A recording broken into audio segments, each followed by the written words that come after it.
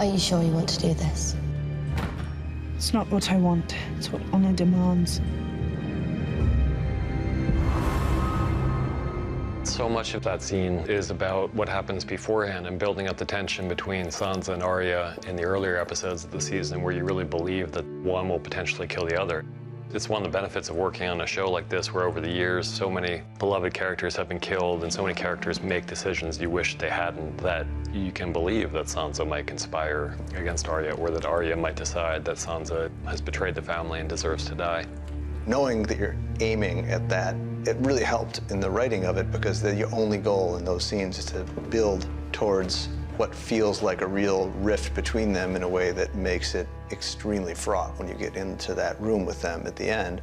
How do you answer these charges, Lord Baelish? I was actually very interested and excited to see what Aiden would do with that moment, because it's a moment he's never been in before.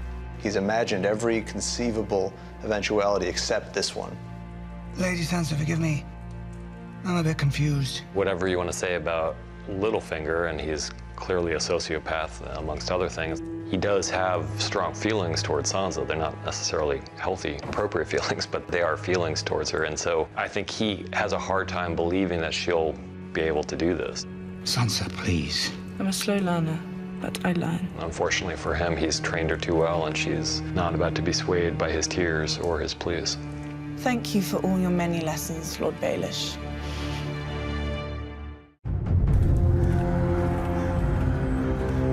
You have 60+ hours at this point of main characters who you hopefully are really invested in.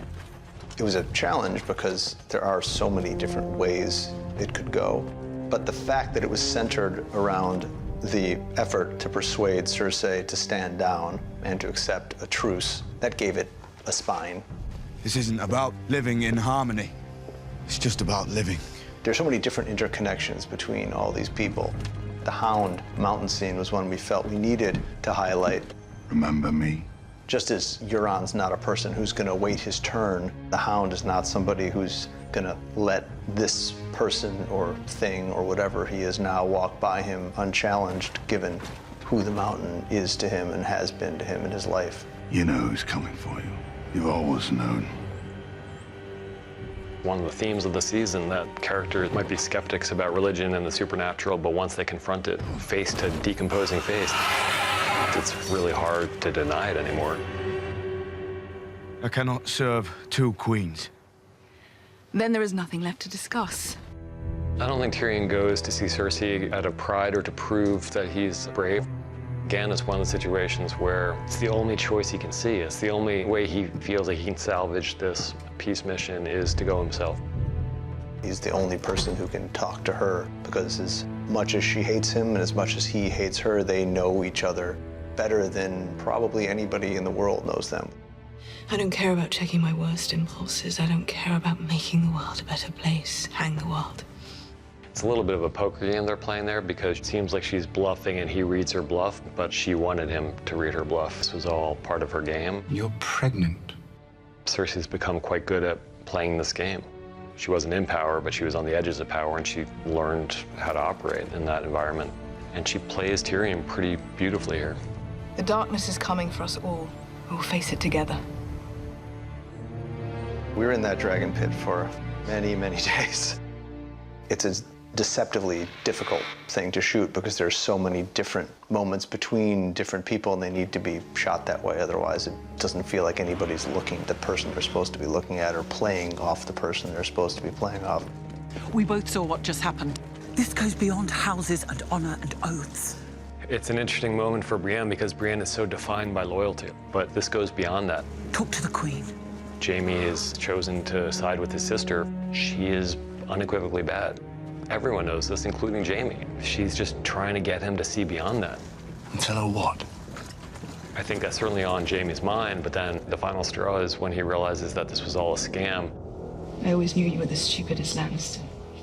I think seeing the truth of what's in the North, it meant one thing to Jaime, and it meant something else to Cersei. They both acknowledge the truth of it. They're both smart enough to realize what it means, but she is still seeing it from a cold, strategic standpoint, and he's seeing it from a position more of existential survival for everyone. This isn't about noble houses. This is about the living and the dead.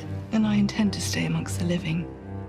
It's one thing to say, okay, Cersei played a trick on her enemies, but she didn't confide in him. So he's realizing that his loyalty to her is not reflected in her loyalty to him. No one walks away from me.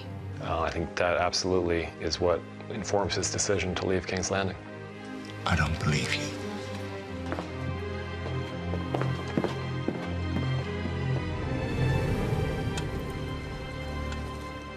He needs to know the truth. The truth about what? About himself. Jon's not Jon Sand. He's actually, as Bran finally overhears from Lyanna, Aegon Targaryen. And that means he's the rightful heir to the Iron Throne. That changes everything. I would say the challenge with this sequence was finding a way to present information that at least a good portion of the audience already had in a way that was dramatic and exciting, also had a new element to it. Part of the answer as to how to go about doing that was in the montage, intercut nature of it. It was about making it clear that this was almost like an information bomb that Jon was heading towards. Robert's rebellion was built on a lie. The only way to really emphasize that was to tie those two worlds together cinematically and to have Bran actually narrating these facts over the footage of Jon and of Dany. He's the heir to the Iron Throne. Just as we're seeing these two people come together, we're hearing the information that will inevitably, if not tear them apart, at least cause real problems in their relationship. And she's his aunt. It complicates everything on a political level, on a personal level, and it just makes everything that could have been so neat and kind of perfect for Jon and Dany, and it really muddies the waters. We need to tell him.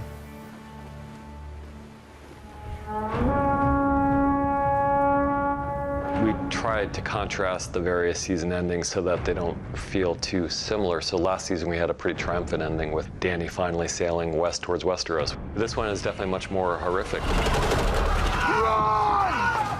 Many years now we've known this would be the ending of the penultimate season. The Walls kept these things out for 8,000 years. There's no real reason that it can't keep doing that unless something puts a hole in the wall. There's one thing on the board from the beginning that is now big enough to do that, and that's a dragon.